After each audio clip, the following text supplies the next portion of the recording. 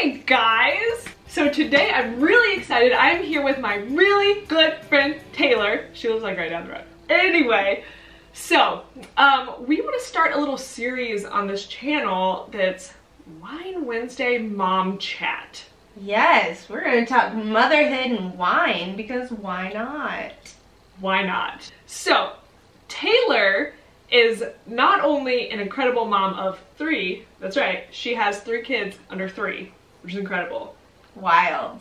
Absolutely crazy. Wild. So, we both are seasoned moms now. We considered seasoned moms? Yeah, I think we're considered seasoned at this point. Slightly seasoned? Only because, well, they're here. But we're combining wine and mom talk for a couple reasons. Sometimes mamas just need a glass of wine. But also, Taylor over here is a wine boss. And I'll let her tell you a little bit about that. That's right. I am a wine boss. I have a 2.5-year-old and I have twins who are almost 1 year old. I can't believe they're almost 1 year old. They were just in your belly. I know. I was just pregnant a second ago. I know. It's a fact. And now they're almost 1. So life has been insane for the last like 2.5 years since I started having kids, basically. And after the twins were born, I was like, you know what? I'm a mom, but like I literally need something else, like just for my soul. So I was Insanity. looking. Right. I'm like, okay, I've got to do something from home. I stay home with my kids. I love them. But I need to be getting paid for what I'm like basically already doing, which is social media. And so I found something that will pay me to share my love of wine. So that's what I do. So I'm a wine boss, mom boss, and so that's why we're gonna have a fun wine chat tonight. We are, and I will put all of Taylor's information below if you want more information about what she does or anything like that. But tonight we are enjoying, it's a wine club, okay? So yeah. I joined the club to get wine. I don't sell it, I just receive, which is great. So we are enjoying this bottle. Yeah. I don't know anything about wine. Yeah. This one's from Australia. It's a white. We're gonna have it tonight, and I would love to pour you a glass. Yeah, please do. Yeah. And then we will start talking about all kinds of mom topics. We have no limits, boundaries, or anything. We just want to talk about all sorts of mom things in these. Thank you. Yes, dear. So if there is something that we didn't cover in this video, please leave a comment down below with what you would like us to talk about in the next videos, because we love hearing what you guys want to hear, and we love just being able to talk about all sorts of different mom things with others who can relate, because I mean, it's a whole different world being a mom. Wild. It just brings all sorts of different challenges and joys and just everything. So we're here to talk about all of the craziness and the madness, and I'm super excited about it. Cheers to that. Cheers. Cheers. That is Cheers good. To all you lovely people. Oh my goodness. I don't even like Chardonnay. That's delicious. All right, Taylor, what is the first topic that you want to talk about tonight? Lay it on me. Okay. I want to talk about expecting the unexpected in parenting. It's because I've had this crazy day, and then I'm like, every day is this crazy actually. Right. In its own way. So now that we have multiple kids and we're seasoned, cast iron skillet. Yeah, we're seasoned. We're not veterans yet, really. No. Not even close. Right, so we have a total of 5 kids. And that's like a pack. Season.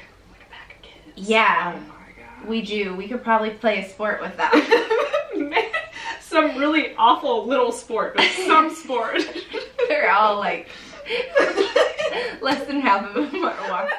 So yeah, expect the unexpected. So let's talk about the last time that something absolutely insane happened in your morning routine that you just said give up for the rest of the day. How about you start with that one? Okay. Yeah, you let me know, and I'll think, because that's a great question. Okay, here, let's cheers really quick, and then... Okay. Okay, let me give you an example. Okay. And I think that this is something you can relate to. Probably. This morning, you know, only on days that we have to be somewhere do my kids sleep in? And they are tiny, you know, it's like something around them tells them that they need to sleep because I need to be somewhere. So this is a fact. It happens all the time. And if you need them to sleep, they will be awake. Oh, every 2 to 3 hours. Right. And then they won't nap, and it just won't happen for the whole day. But yeah, so this morning, woke up late. Everybody woke up late. Very fast breakfast, okay? You gotta go, like, fast. Like, you got all these kids, and you're just, like, assembly line. Like, go, go, go. Feed, diaper, like, change, like, go. The 2.5-year-old puts his syrup on his head and in his hair. And this is about, like, 20 minutes before we were supposed to leave the house. It's good shampoo, I've heard. Yeah. He likes to, like, put styling gel. Yeah, I like it. Same effect. And so I'm like, I can handle this. Throw him in the tub, like, as fast as possible. Like, not physically throwing. Well, right. Not like a football. Right, I'm not going to throw my child. Because you're not actually a part of a team. This is true. But I put him in the tub. I'm like, okay, we got this. You're going to get clean. I'm going to get the babies ready. Like, we are going to be good to go. Fast forward just a few minutes. He was very successful at dirtying the entire tub in ways that I never wanted to ever experience. So I had a mess on my hands. Let's put it that way. And it was awful. So I had to shower him, which then tortures them after being in the bath. It's like, what's happening? Stop doing that. So I had to torture him, and then we had to get dressed, and then everybody had to be out of the house. And surprisingly, it was only about 5 or 10 minutes late. So I didn't actually get the syrup out of his hair. But that didn't even happen. Though? I know. It didn't. Does it really matter? It didn't. Jonathan I thought about probably it. was like, this kid smells good. Maybe he licked him. Like, who knows? He could have. We don't know. Yeah, he had a syrup eyebrow. And I was like, you win some, you lose some. Hashtag toddler life. True life. True that. True okay. That. So I feel like this happens anytime we have to go somewhere. Like, I will get everybody ready. Everybody's good to go. And the second, so we have a multi-level house. So like, you have to go down 2 flights of stairs basically to get to the car. And I swear every time we get down to the car, so like Ellie's in her car seat, everybody's all like the shoes on, like everything's ready.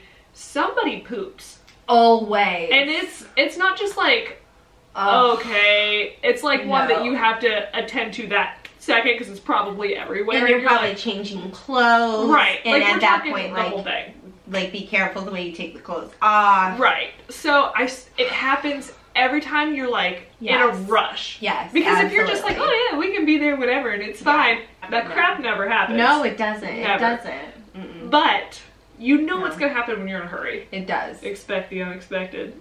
Absolutely. Expect the unexpected. Okay, so next, I want to talk about advice for first-time moms because this is something I feel like so many people ask about because a lot of people when they're expecting, they're like, oh my gosh, like, I have a baby, like this is a big deal, like I have to take care of it and I have to figure this all out. What do I do? And I feel like one of the best things that you can do as a first-time mom is have, I don't want to say low expectations, but you're not gonna know how to do everything, and that's fine. Like, it's okay, you're gonna figure it out. You might not know what to do right away, but you will figure it out. Like, I remember the first time Jonathan had a blowout, like, all over himself. I'm like, I don't even know how to get you undressed right. What do I do with you? Do you even have the proper equipment with you to fix that situation? Probably not. No. Not in the first time. No. Because you didn't know that happened. You didn't know that it can go all the way up to their head. You're like, what? Yeah. So, okay. Don't set your standards low. Just know you're not going to know everything, but you will learn it, and they're going to be fine, and you're going to be fine. You don't have to be 100% prepared because there's no possible way you can be before you have a baby. No. You just can't even fathom what it's going to be like until they're there. Right. Because it's a whole different ballgame once they come there. Like, all these things that you said you were going to do or not going to do, some of them you may do. Yeah. Yeah, you might. But there's other ones like, I know that I was like, oh, my kid's gonna eat organic food. It's gonna be organic and it's gonna be amazing. And screen time is the actual devil. And, you know, like, he's not getting food off the floor because that's gross. And now I'm like, do you want to eat your Lunchable on the floor while watching TV? Because I really need to do laundry. Yeah, like, does it help if you put the actual, like, food onto the floor first? Because whatever you gotta do, like, you do it sometimes. Yeah. I mean, there are days that it's not worth the fight. Sometimes it is worth the fight. Other times it's not. And you're like, your battle. Hey, you do you over there. You eat your food off the floor and be so happy. I really have to do some laundry or like dishes or whatever. And then advice, I feel like, because people want to give you, which I guess we're kind of doing right now, but I'm talking about the people that are like, oh, you're not gonna do that, or you will do this, or blah blah blah, or your baby, blah blah blah. Those people, like, they bothered me before I had a baby, and they still bother me today having babies, because people told me what I would and would not do as a parent, and I'm like, but how did they even know? Because every baby is like, Jonathan and Ellie are so different. Every baby's so different. So how can you possibly give advice that's going to cover all the babies? You can't. You can't. So basically everything somebody tells you, take it with a grain of salt, or just don't listen at all because you'll figure it out. Yeah, I'm going to add to that because it's true. You know, you don't have to take all that advice and like people are going to want to give you advice. However, my advice to first-time mom really would be to find somebody who you can feel okay getting advice from. Who you think maybe your parenting style is the same. You know, maybe it's a friend. Maybe it's, you know, a neighbor. I don't know. Or your parent. Yeah, it could be. But you need to have somebody that you trust to ask for advice. Because if you act like you know it all and you're just like Googling everything. Don't do that. Yeah, like you're still gonna Google, but like, let's be honest, I feel so much better when I can just like text Maddie and be like, is this normal or something? Yes, it's so important to have that. Agreed. It's always good to have, I think in general, just being a mom, it's good to have a mom support system. Which is another reason why MOPS is really nice. So great. MOPS is moms of preschoolers, which I don't know if that's worldwide or just in our country. It is. It's worldwide. Moms of preschoolers. We go because there's free food. I'm just kidding. We go for a lot of other reasons. We do. We love the people. I love the company. That's actually where we met. That's how we became best friends, was MOPS.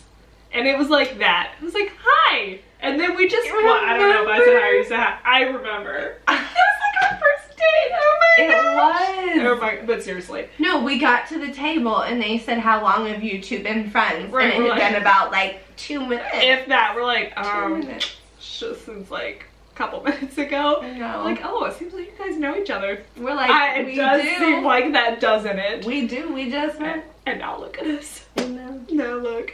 Okay, so next topic. Yeah, right now, I'm talking about mom perspective because this MOPS group is great because we all are in the same position with very little kids. And that is a different life than when you have maybe teenagers or stuff we don't know yet because we're not veterans. Yeah, we don't know that yet. No, we're only seasoned. We're only seasoned. So, what is mom perspective like right now? And it is extremely different than I thought it would be. Let's put it that way. I always wanted to be a mom. I always wanted to be a mom. And I thought it was going to be so different, I think. I thought that the rest of the world would keep like moving and everything, which apparently it does, but I wouldn't know anything about that. Because as a mom, especially a mom of 3, I have to make an actual effort to like watch the news, keep up with the Kardashians. Like I have to make an effort to do those things. I'm just kidding. No, I gotta be honest. I haven't kept up. I don't know what's happening. Nobody knows. Somebody's pregnant. 5 people are pregnant. You never know. The odds in that. You don't know. You don't know. But it's true. Like I have no idea what's happening in the rest of the world because my world is controlled by these awesome kids whose life like I'm doing, and it's a season of life. And it's not a bad thing. It's just fun. No, okay, so listen. Not at all. My neighbor that I'm really good friends with, she has teenagers. And so her daughter is 15, almost 16. Friend comes over a lot, and her daughter came over one night, and she was talking about her dinner. She had just been to dinner with like her friends and stuff, and she was like, yeah, we didn't get like the fondue or something because it was extra. And her mom's like, well, I mean, I gave you enough money, right? She goes, no, Mom, not like extra money, like it was extra, like over the top. And I'm like, what is she even saying? But what's wrong with extra fondue? Can you have like too much fondue? No, the answer is no. Never. The answer is never extra. But it was just funny because I had no idea what she was talking about. And like when I read stuff on BuzzFeed and stuff that's like, you know, like Tumblr stuff and like all sorts of things, I'm like, I don't even know what they're saying half the time. And I thought I was cool, and I'm not. Okay, be honest. Have you been on urbandictionary.com in the last 2 years? Week?